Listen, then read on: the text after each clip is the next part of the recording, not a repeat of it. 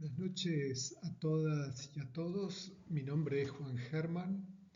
Soy médico epidemiólogo sanitarista de la Universidad Nacional de Rosario y quiero compartir con ustedes, a pedido de los colegas de la Cátedra de Epidemiología de la UNPAS, una investigación, un ejemplo de investigación epidemiológica que desarrollamos en un hospital. Esta investigación está muy relacionada con la gestión del hospital. La idea era producir información para, desde la dirección del hospital, tomar decisiones basadas en evidencia. Y la investigación tenía que ver con conocer la situación de los internados del policlínico, el Policlínico PAMI 2 de Rosario, y el COVID en el año 2022, es decir, 2 años después del inicio de la pandemia. Lo que ocurría era que necesitábamos información para tomar decisiones basadas en evidencia para la gestión de la institución. Durante la presentación voy a desarrollar estos temas, breve recordatorio de lo que es la epidemiología, su vínculo con la salud pública y con la gestión de los servicios de salud. Insisto, esta investigación era una investigación en el marco de la gestión de un servicio, de un hospital. Después voy a trabajar un poquito la situación problemática en el hospital, que es un hospital de tercer nivel que atiende de manera exclusiva adultos mayores. Es un hospital del PAMI, de la ciudad de Rosario, en el marco de la pandemia de COVID. ¿Cuáles fueron los objetivos de esta investigación? Una investigación operativa, después les voy a comentar por qué. ¿Cómo estaba conformado el equipo de investigación? ¿Cuál era el diseño de la investigación y las fuentes que utilizamos? ¿Cuáles fueron los resultados? ¿Qué hicimos con esos resultados? ¿Qué nos permitió, qué decisiones nos permitió tomar? ¿Y cuál es la bibliografía utilizada? Como ustedes sabrán, la epidemiología es una disciplina básica de la salud pública y, lógicamente, también contribuye con la gestión de los servicios de salud. Su objeto, como también lo habrán trabajado y en otro de los ejemplos que yo he comentado, es la salud-enfermedad a nivel de la población y sus determinantes. En este caso, la población es la población que se atiende en un hospital. Según Dusor, también yo se los he mencionado en otras experiencias, un sanitarista canadiense, nos dice que hay varias líneas de articulación entre epidemiología y salud pública y gestión. El análisis de situación, las investigaciones etiológicas, la vigilancia epidemiológica, la evaluación de políticas, la medición de desigualdades y la producción de información para la toma de decisiones. A ver, los límites entre estos campos de articulación en algunas veces son poco precisos, ¿no? Porque evidentemente todas las investigaciones en el marco de la salud pública son para la toma de decisiones, no son investigaciones de corte académico que sirven para publicar o para desarrollar teorías. Acá son eminentemente prácticas, ¿no? Pero bueno, la que les voy a presentar ahora podría ajustarse a una investigación operativa para la toma de decisiones. Cuando digo investigación operativa, estoy haciendo mención a un tipo muy especial de investigación. Tiene los mismos requisitos que cualquier investigación científica, pero en este caso está vinculado con los servicios, con las áreas de trabajo, y su objetivo es producir información para modificar los procesos de trabajo. Como tal, nace de la industria fabril y pretende cambiar los modos de trabajo para aumentar la productividad. En el caso de la salud pública, de la epidemiología, una investigación operativa se propone generar información para la toma de decisiones y lógicamente es en servicio, no es en laboratorios. Bueno, en este caso, nuestra investigación operativa es investigar la situación de los internados y el COVID, como les decía, en un hospital de complejidad 3 que atiende a adultos mayores según la gravedad de estos y la vacunación en el año 2022, o sea, a 2 años de la pandemia. Fundamentalmente porque lo que se necesitaba era reorganizar, readecuar los servicios del hospital porque habían sido tremendamente afectados por la pandemia. En el 2020 hubo decisiones de modificar la atención habitual para atender la pandemia con seguridad, con bioseguridad, etcétera, etcétera. Y bueno, nosotros necesitábamos saber en qué medida podíamos volver a prestar servicios como lo veníamos haciendo previo a la pandemia. ¿Cuál era la situación problemática? Y acá quiero comentar brevemente las características del policlínico. Como ustedes saben, el PAMI es una obra social que atiende, que da cobertura a los afiliados y pensionados y sus afiliados son adultos mayores, además de veteranos de Malvinas, etcétera, etcétera. En el caso de la ciudad de Rosario, desde hace 40 años, el PAMI tiene 2 policlínicos, 2 efectores propios. A diferencia de lo que ocurre en muchas ciudades del país, los establecimientos de internación que atienden a la población del PAMI son instituciones privadas. En el caso de Rosario son efectores propios del PAMI. Bueno, en este caso la investigación la desarrollamos en el Policlínico PAMI 2.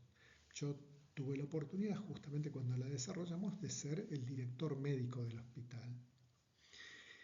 Es un hospital de alta complejidad, es decir, tiene desde coronaria, terapia, atención ambulatoria, quirófanos, aproximadamente unas 60 especialidades, etcétera, etcétera.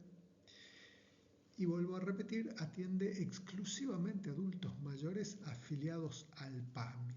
No es una institución para atender a la población general, sino solamente a los afiliados de PAMI. Es decir, que si uno caracteriza la población de este hospital, es una población envejecida, ¿no? A diferencia de un hospital general que atiende niños, embarazadas, adultos mayores, acá son solamente adultos mayores. Un hospital sumamente especializado por la población. Como ustedes recordarán, la pandemia de COVID afectó muy especialmente a este grupo etario, ¿no? Fue un grupo que fue muy cuidado en el 2020. Cuando llega la vacuna fue uno de los grupos priorizados, etcétera, etcétera. Bueno, durante la pandemia y para garantizar una atención de calidad, el Policlínico realizó muchos cambios en sus procesos de trabajo para garantizar este tipo de atención. Por ejemplo, se disminuyó la oferta ambulatoria hasta inclusive por momentos cerrarla, también la internación, las cirugías, solamente se atendieron durante un buen tiempo cirugías de urgencia y las cirugías que revestían gravedad, como las oncológicas, etcétera, etcétera, pero todas las cirugías que no requerían urgencia, que no eran graves, se posponían para más adelante. No sabíamos cuándo íbamos a poder retomar eso. También el hospital de día, que es un hospital, es una sala donde se atienden pacientes fundamentalmente oncológicos, que no quedan internados, van solamente para su tratamiento. Evidentemente no podíamos, en el marco de la pandemia, hacer ingresar a pacientes oncológicos al policlínico porque teníamos muchos pacientes internados con COVID y era un gran riesgo para ellos. Y por supuesto también, otra de las cosas que se vio afectada fue la circulación de los pacientes, los familiares y los mismos trabajadores dentro de la institución. Hubo una gran reducción de la circulación. Hubo mucho tiempo en donde los pacientes quedaban solos, no eran acompañados por sus familiares, por una cuestión también de bioseguridad, lo cual implicaba un trabajo mucho mayor para el equipo de salud, particularmente a las áreas de enfermería, quienes no solamente debían prestar sus prácticas habituales, sino que a su vez debían acompañar y contribuir a la alimentación, etcétera, etcétera, de los internados. Es decir, una carga de trabajo mucho mayor. Bueno, luego de 2 años, y gracias a la introducción de la vacuna y a conseguir altas coberturas de vacunación, muchas de las actividades sociales de la sociedad en general habían comenzado a normalizarse, las clases, la circulación, el acceso a espectáculos públicos, etcétera, etcétera. Recordemos también que la vacuna no evita el COVID, pero sí previene las formas graves y la necesidad de cuidados críticos y la mortalidad por COVID. Entonces, 2 años después, a pesar de que la sociedad, la población, iba volviendo a la normalidad, en los establecimientos de salud todavía no estaba muy claro de cómo proceder al respecto, ¿no? El uso de los equipos de protección personal, ¿dónde? Si debíamos hisopar a todos los pacientes que se internaban, cosa que veníamos haciendo, si había que cortizar los pacientes positivos, es decir, internarlos siempre y cuando fuesen positivos en una misma sala para preservar salas COVID y salas no COVID. También permitir el acompañamiento de los familiares por una cuestión no solamente de la comodidad y una mejor atención del afiliado internado y de su familia, sino también para disminuir esa carga del equipo de salud. Si podíamos volver a programar cirugías, si podíamos volver a abrir el hospital de día, etcétera, etcétera. ¿Y esto por qué? Los equipos profesionales de guardia, de clínica, de terapia, manejaban la hipótesis de que los internados de COVID ya a esta altura, 2 años después, ¿no? 2022, eran más bien internados con COVID que por COVID. ¿Estamos? Que acá quiero citar cuál es la diferencia de esto. Decimos que son por COVID cuando el paciente llegaba con una clínica respiratoria, se lo hisopaba y resultaba positivo. Y con COVID, cuando la clínica por la que se internaba era otra, por ejemplo, un paciente que ingresaba por un abdomen agudo, se lo hisopaba y ahí aparecía el COVID, ¿no? Entonces, el primer grupo eran pacientes por COVID y el segundo con COVID, ¿no? Fue una definición operativa que nos dimos en el policlínico.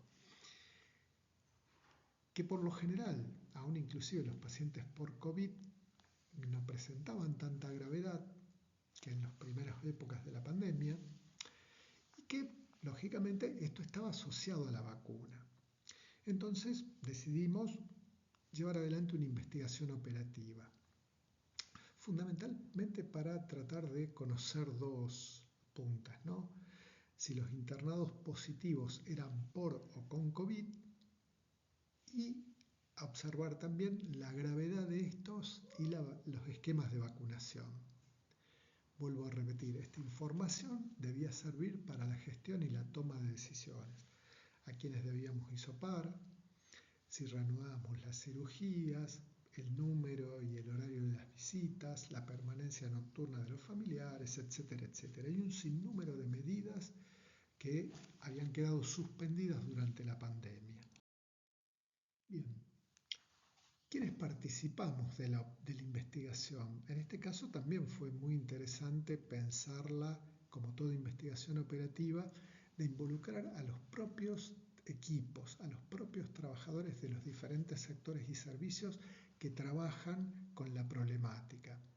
Es por eso que estaba el Comité de Control de Infecciones, estaban los equipos de la Guardia Médica, de Clínica Médica, la residencia de Clínica Médica y de Infectología no está nombrada, pero también estaban los médicos residentes, la unidad de terapia intensiva, la división de estadísticas y epidemiología, el departamento de docencia y bueno, y en mi caso la dirección médica, ¿no?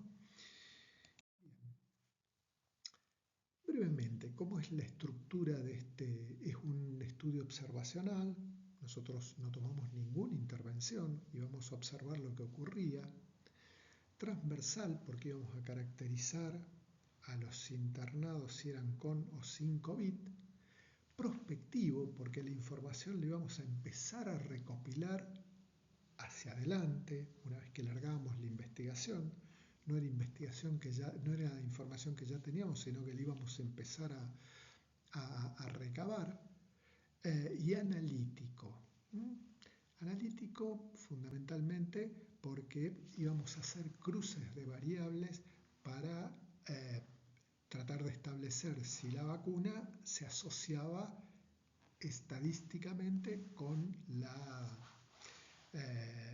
gravedad o no gravedad del cuadro.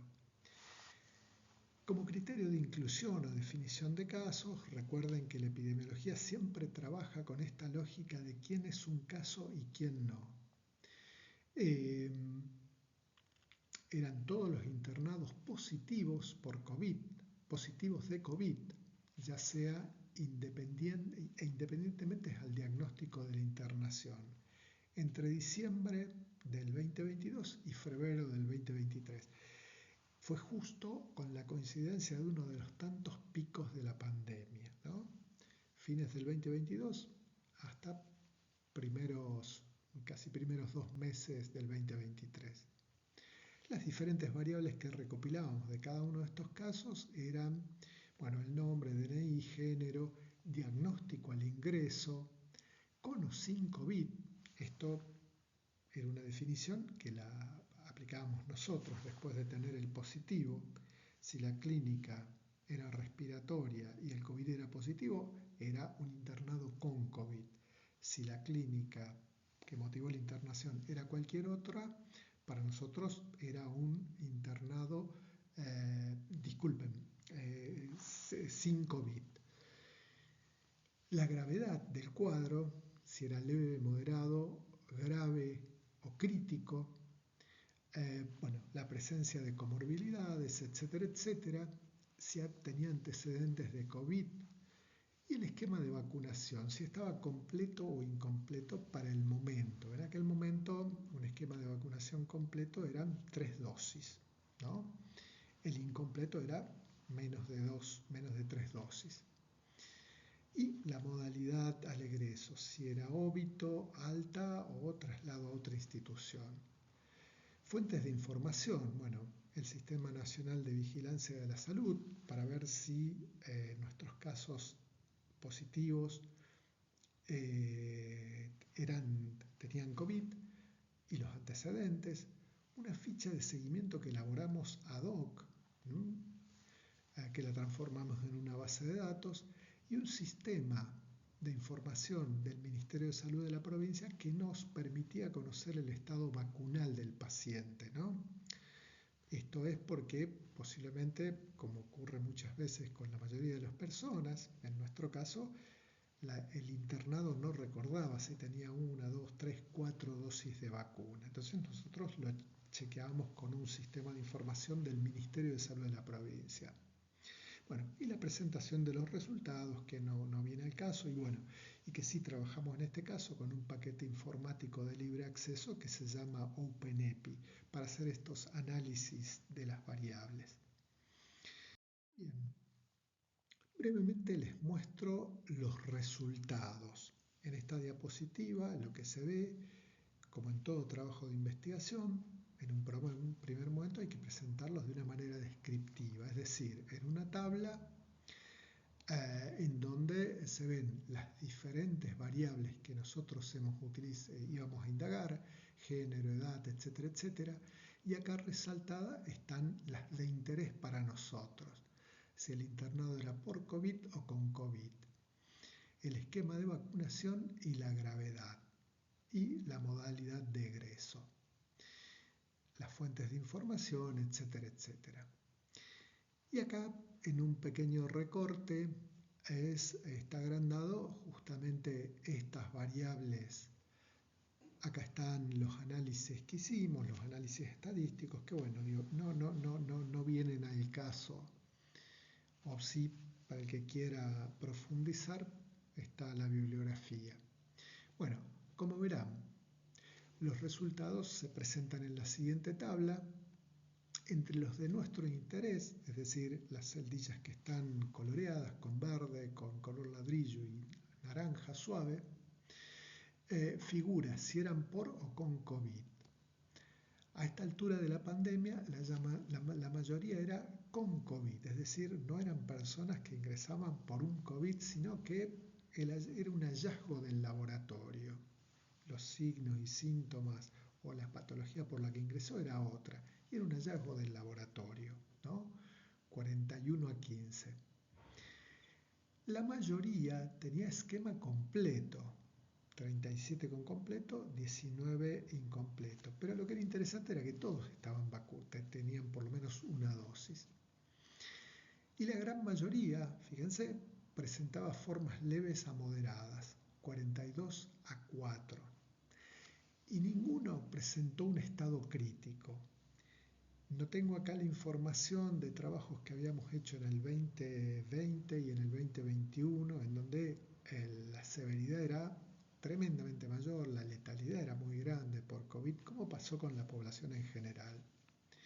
Bueno, estos resultados nos permitían decir que luego de 2 años de la pandemia y gracias a la vacunación, el COVID no presentaba la gravedad de los años anteriores. Los afiliados que se internaban eran más bien con COVID que por COVID, y eran formas leves respecto al COVID, y que la vacuna tenía un gran valor. Bien, ¿para qué nos sirvió esta investigación? Nos sirvió justamente para tomar diferentes decisiones para la gestión. A partir de esto, dejamos de hisopar a todos los pacientes que ingresaban al hospital a internarse y solamente hisopábamos a los que tenían síntomas respiratorios. Imagínense la disminución de trabajo que implica para los equipos profesionales y la disminución de insumos, en el uso de insumos. Permitimos también el acompañamiento de los familiares en la internación y ampliamos los horarios de visita y el número de horarios de visita. Ya los familiares no solamente acompañaban en la internación, sino que acompañaban para alimentar a los pacientes, etcétera, etcétera. Esto redundó, por supuesto, en una disminución en la carga de los equipos profesionales. Nos permitió también ampliar bastante los turnos de quirófano, atendiendo no solamente lo urgente, y pudimos empezar a dar respuesta a todos aquellos afiliados y afiliadas que tenían patología de resolución quirúrgica que no era urgente. Por ejemplo, afiliados con apneas inguinales, con piedras en la vesícula, con varices, etcétera, etcétera. Mejoramos también la cobertura de vacunación a raíz de que habilitamos un vacunatorio en el policlínico. Nosotros no teníamos vacunatorio, entonces hicimos la gestión ante la provincia como para que nos habilite a tener un vacunatorio y vacunar a los afiliados, tanto los que están internados como los que circulan por el policlínico, los que van a consultorio, y no solamente con la vacuna del COVID, sino con todas aquellas vacunas que esta población requiere. Vacuna de la gripe, vacuna para la neumonía, vacuna antitetánica, etcétera, etcétera. Y por supuesto también la ampliamos a los trabajadores. Y por último, bueno, también nos permitió reabrir el hospital de día, que esta era una deuda muy pendiente, ¿no? Es decir, todos aquellos pacientes oncológicos que estaban en tratamiento empezaron a tener nuevamente su lugar dentro del policlínico, ¿no? Para tratarse. Esto es un salto de calidad en el tratamiento y en el manejo de estas patologías impresionantes. Y por último, que no es menor, mejoramos la capacidad institucional para generar investigaciones locales, investigaciones en servicio, investigaciones operativas, y que sirvan para la toma de decisiones basadas en evidencia, es decir, no guiarnos solamente por lo que dice la bibliografía, la literatura o los papers publicados en otros países o en otros lugares, sino nuestra propia información, lo cual hace a la soberanía de la información y ajustar mejor las decisiones a la evidencia local. Bueno, por último les dejo la bibliografía para esta experiencia que me pareció importante. Está la investigación in extenso de este trabajo. Para quien quiera explorar, está el software estadístico, que es un software en línea, el artículo de uso y un pequeño texto de epidemiología y estadística, que es particularmente a mi criterio muy interesante para introducirnos en la disciplina. Bueno, espero que haya sido de vuestro interés y les dejo un afectuoso saludo.